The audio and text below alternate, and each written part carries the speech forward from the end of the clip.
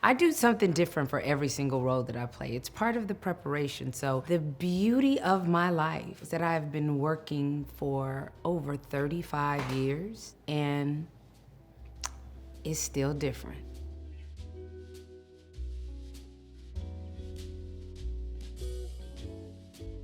I'm Regina King, and this is the timeline of my career. Okay, wait a minute, Mom. You said I was born a week late, right? You would have had me on time, I'd be 16 already. Then you should have come out when I asked you to.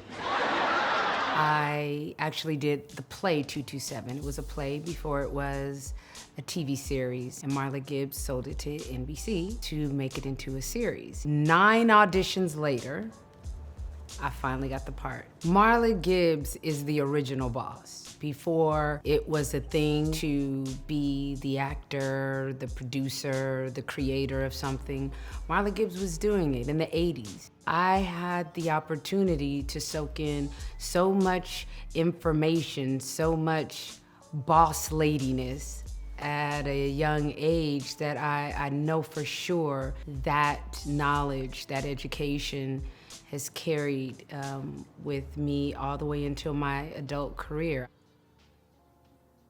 Girl, I've seen him before. He work at the Fox Hills Mall. Do he got a girlfriend? Yes. There's so much of a difference between how your mind works doing a sitcom and how your mind works doing a film. And then enters John Singleton, and I'm getting to see things for the first time through someone else's first time. Because of that, I believe he just was so open to everyone around being able to plug in to all of this knowledge and all this whole world that he was exposing us to, because we were all pretty green. It was a singular experience because it was this moment where you have all of these artists that just want to be true to the story. It was a special time. Dana. What? Do me a favor. What, Craig? Hook Bell with Debbie. She ain't got no time to be messing with you. Come on, Dana. On set, we just had a good time. It didn't necessarily feel like we were shooting a film. In hindsight, yes, it makes sense that it was such a success, but in the moment, it just felt like, they really letting us do this?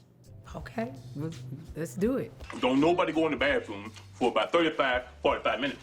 Somebody open the window. Having John Witherspoon play my father, that was huge, because for us, I mean, him and Boomerang and make earrings to it like you're supposed to do it, bam, bam, bam. So I just knew how brilliant this man was, and this was Cube and my third film together, so we already had a brother and sister chemistry. It just was perfect to be sister and brother. Plus, Joy would kick your ass anyway. Joy ain't gonna do a goddamn thing.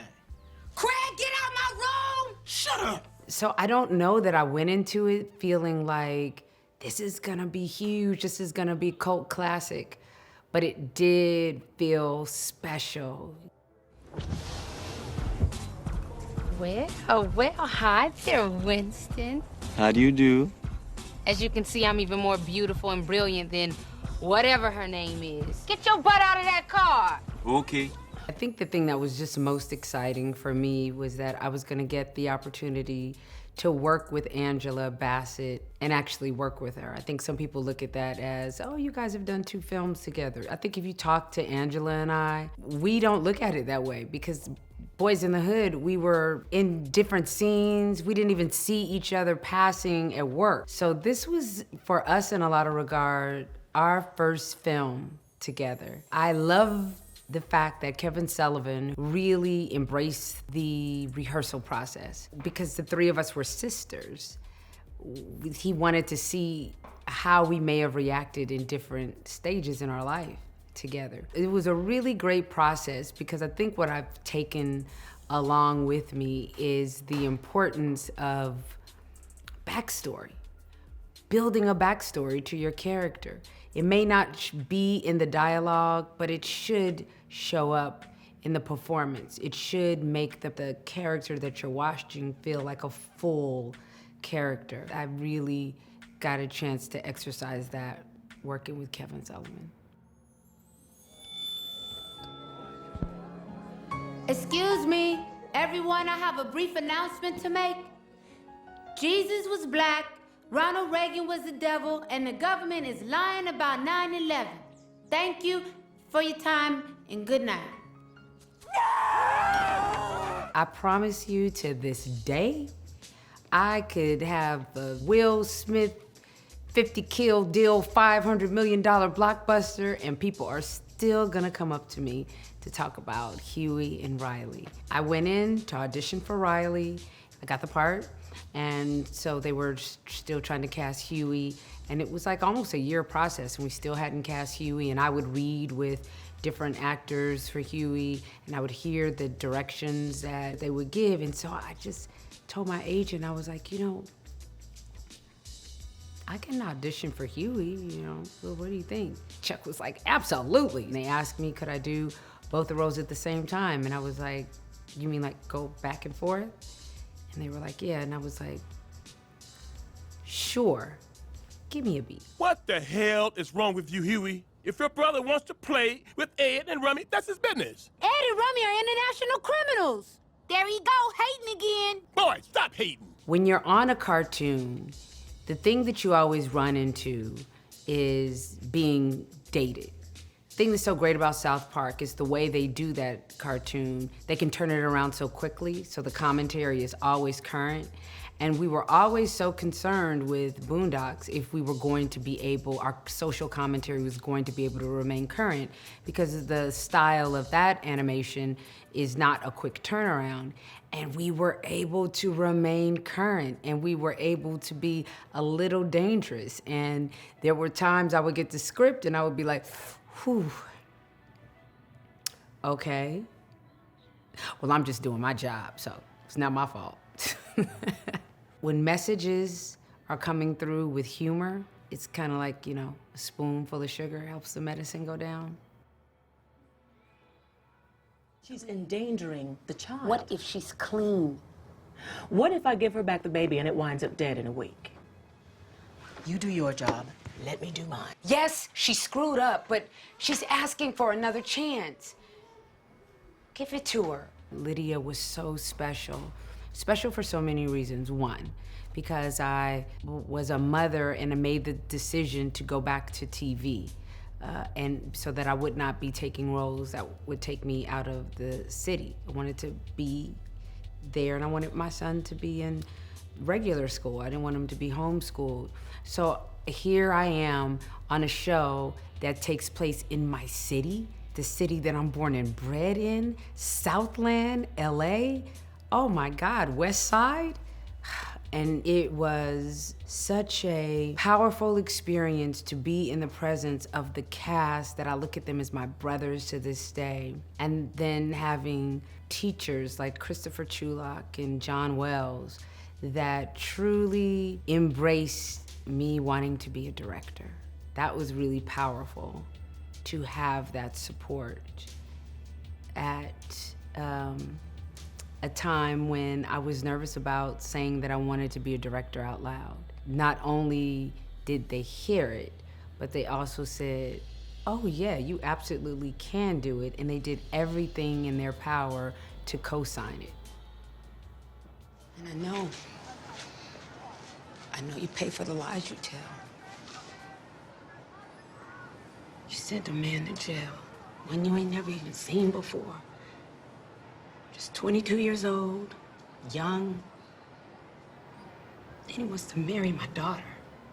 If Beale Street could talk, I mean, James Baldwin, Barry Jenkins, how could I not want to be involved? What an amazing gift the universe can give. Now, Alice, I don't think that Frank was talking about hate. He was just speaking on the truth. I trust in God. I know he cares for me. I think of that whole role that I played through this one scene. And the thing that was really awesome to me about what Baldwin did in that scene and what Barry was able to continue is when you're looking at this scenario through the eyes of both matriarchs. I hope you're proud how you raised your daughters. My girls ain't gonna be bringing no bastards home to feed. I can tell you that. And Sharon is a mother that lives and rules through love. And then you have Ingenue's character. Everything that she's doing is coming from a place of fear. That child is coming. It's your grandchild. While she would rule from a place of fear and Sharon would rule from a place of love, they both, at their very center, it was love. But our circumstances make us live things out differently. There's a guy in my trunk. I knew you were gonna tell us to round up the likelies. I just gotta jump on things. You knew? Yes. How do you know he's 7K? I got a nose for white supremacy and he smells like bleach. My sister and I, we have a production company, and we, for the longest, had been talking about doing a story, a film, on Black Wall Street. Damon gave me a call, well, an email, and he said, I have something that I want you to read, and I really hope you like it. It had to be hand-delivered to me, and I started reading the script, and then I closed it 4 pages in, because I was like, is he doing Black Wall Street? I got chills. I got chills right now in this moment. And I was like, what is this? What is happening? In just 65 pages, Damon and this writing team, they have managed to do a gumbo of genres, and it's working, and I'm interested. I called Damon and I was like, more please? I need to know more. There was something really powerful about Damon being able to take the original material, use it as canon, use big world building, actual real world things that are happening in our time that mirror what was happening when it was originally written, and just propel the story through that space. You know what is going on around us? It should make everyone angry. Well, you know, you bourgeois Negroes, you're too happy with your scraps to really understand what is at stake here. One Night in Miami. It's actually my second film. My first film was Let the Church Say Amen, but it was a TV film. I wanted to direct this because still to this moment, even after having finished One Night in Miami, that we don't get the opportunity to see more than two Black men together. And it just felt important to me. When I read Kemp Powers' script, it was very clear that this was his love letter to being a Black man. Problem is, at the Copa, you have to sell that message to a bunch of white folks. That don't matter. They got souls, don't they? I feel like as an actor, there was so much I was absorbing along the way, but as being able to work as a director in TV, I was really, truly able to just be a sponge and treat it like school. And I was doing that until that perfect script that really spoke to me, that made me feel like I would do whatever I can to tell this story, came along. And Kemp Powers' One Night in Miami finally came my way. The angel who hunts down those who trespass against him with no mercy. Open it. The Harder They Fall was a script that came to me actually while I was shooting The Watchmen. I had an amazing FaceTime with James Samuel, the writer-director. You know, I thought the script was good. You know, I thought it was solid, but I wasn't sure if I wanted to do a Western because I didn't really watch Westerns. And my agent, Lori, was like, you just gotta meet this guy. There's something special about him. And I did, and it was supposed to be just a 30-minute FaceTime. We ended up being on FaceTime for like an hour and some change, and he described the music to me through his eyes. James speaks through music, so literally, he picked up the guitar and was playing music during our FaceTime, and I was immediately like, okay, I'm down. What the hell are you doing? There ain't nowhere to board a train, you damn stupid nigga! You know, you might could have said nincompoop. We ain't no nincompoop. And I was shooting one night in Miami in New Orleans, and I love the way they talk in New Orleans. So I decided to kind of root a bit of my accent, my dialect, a little Louisiana inspiration, because I'd spent so much time there and the city really embraced us.